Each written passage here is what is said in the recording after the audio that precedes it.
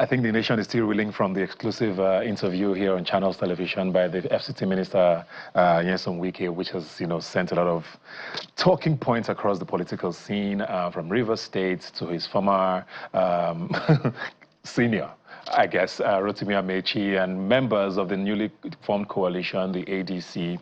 A lot was said in that interview, and it came off, of course, the coalition which was announced a couple of days ago by what many have termed probably the strangest combination of bedfellows to come into politics in Nigeria. But I guess it sets the tone for what's to come in 2027. Nigeria typically has very early election seasons, but I feel like this one in particular is earlier than usual. Almost all of 2025, all we've talked about is politics, and 2027 and the general elections. People are starting to wonder, is there any governance happening at all? But I guess that's why we're here. We're going to be talking about the road to 2027, the ADC coalition, and of course reactions to the FCT minister's interview and all the reactions that have come from the presidency and all of that. I'm joined here by Justice Ojeno and Wale Oshunde. Thanks a lot for being here. It's my pleasure. I don't know where we want to start from because so much has happened. But let's start with the ADC because there's been rumors and whispers about what was to come, but then it was officially announced. People are like, okay, ADC, APC, a little too similar, but we'll move on from that. Former Vice President Atiku Abubakar, former governors Peter Obi, Rotimi Amechi, El Rufai, John Oyegun, these are all stalwarts, I guess, in their quarters. Mekai Hedioha, former Minister of Justice, Malami, so many people who you would not have seen in the same room before, raising hands, clapping, and saying, yes, this is the new force. How new is this? I think it's shockingly new, in that it is almost impossible, just like you led to imagine all of them in the same room. But it is also not new because we've had events like this before in the annals of our country. Of course, the APC, the ruling party, is a very, very strong example that strange bedfellows can come together, coalesce, and stay for long. Their stay has exceeded a decade now as we speak. But again, we also have other examples that have since fallen apart. We had one strange example in 2019 where more than 40 political parties came together for the purpose of wresting power from the incumbent at the time, but they fell flatly on their face. But it is now our hope and prayer that maybe this present ADC coalition will succeed like the APC and not fail like the CUPP that we had in 2019. That's the question a lot of people have now. They say thunder does not strike in the same place twice, right? The APC has done this and it worked for them. So they know how it works, and they are probably better placed to make sure this doesn't work. I mean, there's been a lot of these accusations with regards to the president sort of making sure that certain things with the opposition doesn't work. There's conversations about how he uses the minister to make sure PDP is not working. Labour Party has the million factions, and then this has now happened. First of all, why didn't they do this in 2022, 2023, which was what a lot of Nigerians said at the time? And then secondly, how do you play the same game with somebody who's played the game already?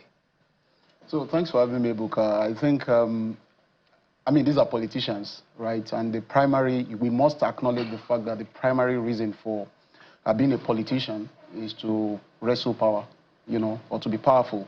And so they are all doing this simply because of one reason. They want to wrestle power from the current president and become, people in government. So I have no doubt that the simple reason why all of them are congregating at that juncture today is to simply wrestle power from the president. Now, as to why they did not do this in 2022, I think it's simple. Look, Atiku Abubakar wants to be president in this country, and he wants to do it within his own means and according to his own playbook. Peter Obi wants to be president in this country. He wants to do it according to his own wish and his own playbook. And so they don't want anybody to dictate to them. You'd also see Kwankwanso. There were a number of people who wanted to... Amechi has also said he would do just one term. You see? So a lot of people, they have this interest. Politics is really about interest, it's about power, And so initially, they probably thought they could do it on their own accord and, using their own influence and their own character. But now they have seen that with the kind of president that you have today, look, it will be very difficult to wrestle power from the current president. And so you need to do something extra, something unusual, something above board. And that's exactly the reason I think they have thought about this idea of the merger. And for me, you can see that it's a conglomeration of people who are dissatisfied with the president. They were probably in bed, before now, but they probably fell apart for whatever reason. And now they are coming together to say, look, let's join forces, alliances, and then wrestle power from the president. It will be difficult. Let's look at the individuals in particular, because what he's mentioned there now, a lot of Nigerians are wondering, how does this work? Is there an open primary? Is there a selected candidate? And if there's an open primary, how do we whittle down? Are they going to go through the zoning formula, which a lot of Nigerians seem to have in their heads? Okay, it's still the South Stern. We have a Peter Obi and an El Rufai who were arch enemies, at least to Nigerians politically, now sitting together. We know how instrumental a Malami was in Buhari's government while an Atiku was in opposition. So all of these fellows are now in the same room, and I would have to choose somebody. I mean, we don't know what the negotiations are before this was done. But do you foresee things being peaceful? Because with the APC, for example, at the time when President Buhari emerged the candidates, we all heard, okay, President Tinubu now at the time was the big factor in saying, this is the person we're all going to back. And it was, even if there were people who opposed, it was mostly unanimous. Yes. With this one, it's hard to see how that is achieved. Is there a figure you see who's like the leader of this party? Okay, at the end of the day, if we put our permutations together, unfortunately, the figure might have to be Mr. Atiku Abubakar, because he seems to have the largest political capital. Of course, it's an emotive issue for a lot of people. They may want to feel that their own particular bearer or the persons they have serious sympathy for should be able to carry the day. But again, at the end of the day, we must always remind ourselves that politics is not a game of emotions. It's purely a game of numbers. No matter how educated you are, Ebuka, no matter how educated I am, no matter how educated the greatest professor on the face of this, on the land of this country is, that person is entitled to just one vote. The most uneducated, in a manner of speaking, is also entitled to one vote. So it has to now lastly back to who can galvanize the greatest number of people. And if we look at the numbers that were produced in the last election, it looks as though it is Atiku, even though a lot of people may disagree with that point because they feel that a lot of shenanigans actually happened during the election. So, but with what, again, is on ground, if the northern elders and all, if they decide to throw their entire weight behind an Atiku, it appears as though it may be the one to be able to galvanize sufficient numbers to be able to give the ADC a stand in the farthest part of hell when it comes to probably taking on the stalwart, the present president. Wale is shaking his head. You don't agree? I don't quite agree, to be honest. I mean, I love Justice's submission, but I think that, look, there is this rule that is probably not in the Constitution, but we've been following it. It's become a convention or a norm, and that's the fact that you spend 8 years in power. It moves from a region, you spend 8 years, then it goes to the next region. Now, Bola Tinubu is from the south. Buhari spent 8 years in government or in power. He left the place. Now, Tinubu is to spend 4 years. You see a cross-section of politicians and maybe voters from the south who would say, it's our turn, and the south should also spend 8 years. Then after that term is, completed by a southerner, then it goes to the north again for another 8 years. I think we've sort of aligned on that particular submission. But some would argue that Goodluck Jonathan broke that rule when he refused to let the north complete Yar'Adua's term. So and then people now say, well, since then, things have been thrown in the air. Is that not a fair way to look at it? That came up with consequences. Goodluck Jonathan would have won that election, but for the fact that there were political permutations. Even the first term he won.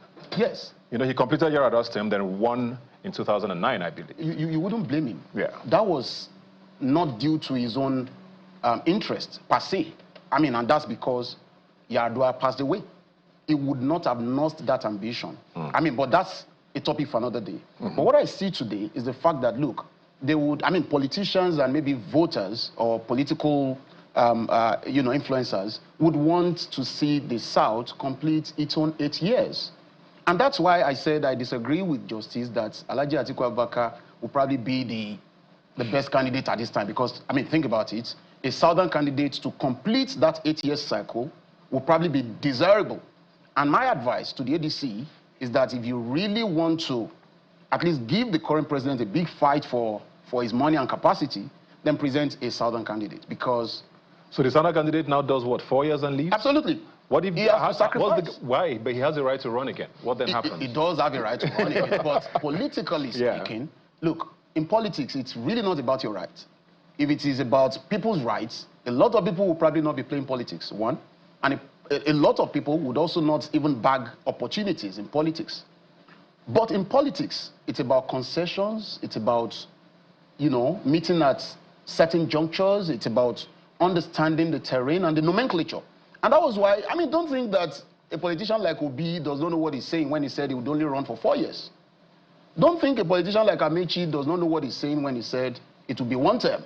They all know these nuances and nomenclatures, and they know that these are critical pointers to the fact that if you are to gain support from Southern politicians and, voters and what have you, it is only reasonable. And even from northern electorates, I mean, it is only reasonable that you promise them that you do just 1 term. Do you see a world where an Atiku, who we all know is probably the most ambitious opposition leader today, says, okay, I'm going to support you guys? Do you see that happening realistically? I see it happening, and because, look, he knows what is... I have to fully disagree. Well, of course. I mean, but for me, I see that possibility, and that's because, look, like I told you, politics is really about concessions. Understanding the terrain, understanding what is on the ground today. If playing the long game. If a northern candidate is presented today, there will be a lot of uproar in the South, and even amongst some political elites in the North, to say that, no, let's be fair, let justice prevail, let the South have its turn for 8 years. And then it shifts to the North as well. I want to switch up to the governments now, because since this ADC situation has come up, we've heard a lot of reactions from members of the APC, members of the presidency, members of the government. A lot of people have come out to say things, and like I said at the start of the show, we saw the minister, Nyesom Wike, on Channels Politics Today, and he's had a lot to say about members of this ADC now. But the claim is, we're not scared, we're not rattled. But they're talking a lot for people who are not rattled, right? I mean, this is obviously giving them some food for thought. Absolutely, and of course we have to look at their body language and see what their reactions are before we are able to come to a conclusion as to whether the other party, they feel threatened by the other party or not. But I'm not really happy that you are not giving me the opportunity to what do you want to respond? You see, okay, I'm going to come back to this question, but with my learned brother here, we usually say that 2 lawyers, 3 opinions. So, when there's 3 lawyers, what happens? It's Armageddon. So, as much as possible, I share his sympathies, and I would, for the life of me, want the South to actually have the Southwest to actually, the South generally, to actually have its own completion of its term. Just like he rightly alluded to, the fact that it is not written in our constitution. So, but if we check the nitty-gritty of it, we must also remember that President Tinubu chose a Muslim ticket, and it wasn't something that was agreed to. But he put his cards on the table, and he came to a conclusion that if the essence of winning, arriving at getting political power is being able to aggregate the numbers from all the corners possible, then this is the way for him to go, despite the fact that some form of equity or inequity was actually displayed, if we check our religious spread as a nation, by that sole decision. So sometimes politics is a game of, is a very, very difficult thing to do. You may have to a large extent, offend a lot of blocks in order to be able to arrive at what is viable. So I feel that what is viable is, I'm not holding brief for Mr. Atiku. Of course, I have no political affiliation, but I've actually sliced it and diced it and observed it under every form of the lights of the kaleidoscope. And my sole conclusion is that there should be some form of alliance between Atiku and Obi in order for... I mean, the alliance has started for them to be in the same space in the first place. Amen. Amen. You know, Amen. And the dynamics are different now. At the last election, we had 3 major candidates. Yes. Now it's looking like we might have 2. I don't know what the PDP's game plan is. I think the PDP is comatose. It's not a party. I feel like the former Senate President, Bukola Saraki, is probably the only major factor left there. We don't know if he's still going to be there by the time the elections come up. He also definitely has an ambition that we all know of. He's run in the past. So we don't know what that means for him, or whether he's going to join the APC or the ADC or just remain in the PDP. But it looks like we have 2 major parties now that will be running. So the dynamics are different. And we have a president, whether we like it or not, who's politically savvy. Even if he's not anything else, he's definitely politically savvy. Who do you think plays the mind games first? Because there's rumors about, oh, is he going to change his running mates? Is he going to keep his running mates? Does he do that before the ADC does their thing? Does the ADC play along with whatever Mr. President does, you know? And I feel like we're having these conversations too early. But we're having them already, and it makes you wonder who wins this chess game? And who do you think, besides, before even getting to the electorate, who do you think, looking at both parties, has an upper hand at the moment? I'll tell you, the president clearly has, you know, an upper hand. It's simple. The current president is a sitting president. He's a master strategist. He's a massive politician. He's built alliances across, you know, the length and breadth of the country. You know, and above all, you know, I tell you, look, he has a lot of governors with him. Yeah. And I tell you one thing. Elections are won on the strength of numbers and tactics. Not emotions, not sentiments. Numbers and tactics. Tactics, give it to this man. He has it. Numbers, out of 36 states and the FCT that we have today, there are 23 states belonging to the APC. 10 to the PDP, I think 10, yes. NNPP 1, Kano. Labour Party 1, and that's all. Then ABGA in Professor Soludo in, what was it called? Anambra State. That's what we have right now. And I can guarantee you, I don't see any of those 23 governors leaving the APC. I don't. That's one. More will even join if possible. I'm coming there. So out of the 10 states belonging to the PDP, I can guarantee you that some of them are still going to join, you know, the APC ship. When? I don't know.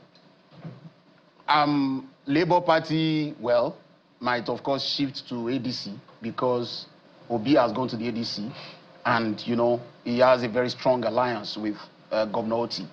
You know, so for me, I think that even with the current formula, 23, 10, 1, 1, 1. But the APC did it in 2015. Yes. Against the tide. What did they do? They came into power against the tide, even if they were the opposition and minority at the time. Did you see a cross-section of governors leaving their political parties to join them at the time? Yeah. So that's exactly what it is. Right now, you can see that. Okay, so let's go a bit deeper. Mr. Peter Obi won the election basically in the southeast and the south-south. All right? And now, the current president is already decimating the Obi capital in the south-south. You have Akwa Ibom joining APC. You have Delta State already joined the APC as well. Reverse is pretty much.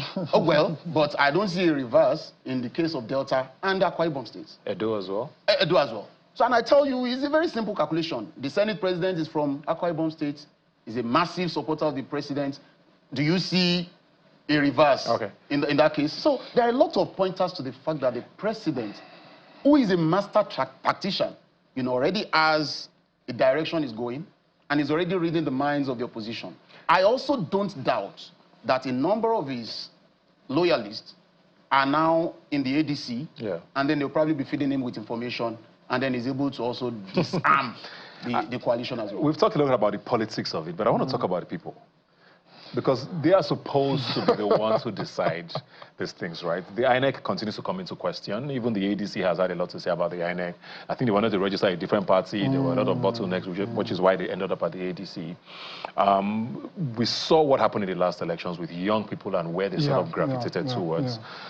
How much will that matter this time? Because a lot of people are giving credit to the APC and Mr. President, duly so, for how he's handled things so far politically. The voters, how much of a factor will they play again, especially with the way the INEC is still what it is since 2023? Not much has changed with the organization or with legislation. Are we? I keep saying they. Are we going to be a factor in all of this? I will strongly pray and hope so. And the major reason why I'm saying that is because, of course, there is an amendment proposal to amend the Electoral Act in the works. And of course, the present INEC chairman is supposed to leave the office by the end of this year. So I pray that if maybe a person very credible is put in that position, of course, I feel that people will not have this to your tent or Israel attitude that they are presently exercising when it comes to participation in elections in Nigeria. So to that end, I feel that a lot can change. So that is why some of us have been suggesting, if I have to drop names, and I feel that a lot of Nigerians will support me in this, a Mikey Guinea, there's no reason why he cannot be put in that position, because we must remember that electoral bodies, just like the judiciary, their capital for credibility is confidence that people have in the personalities that lead it and in the processes. Mr. Mikey Guinea has paid his dues in this regard. He has been willing to go against anybody and everybody in order to ensure that due process and justice is followed when it comes to organizing elections. So maybe if people like that are put in that process, then of course, and we encourage the coalition. See, it's very important for this coalition to work. It's very important for this coalition to work, because if it does not work, our democracy is going to the dogs. That was the final question I wanted to ask you, because we're out of time. So, because whether you are the APC, as long as you're Nigerian and you love democracy, you want a healthy competition to exist. Multi-party even, not just two parties.